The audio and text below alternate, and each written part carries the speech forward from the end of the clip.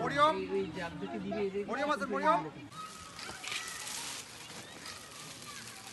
ওনাদের কেন বসা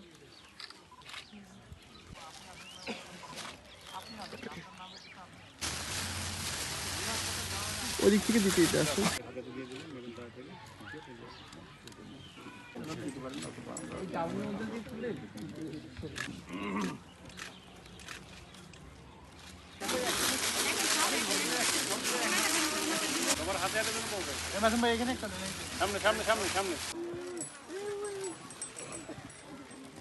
বর্ডার বাংলাদেশ এবং গুইবারা সেক্টর আমাদের জন্য দোয়া করবেন।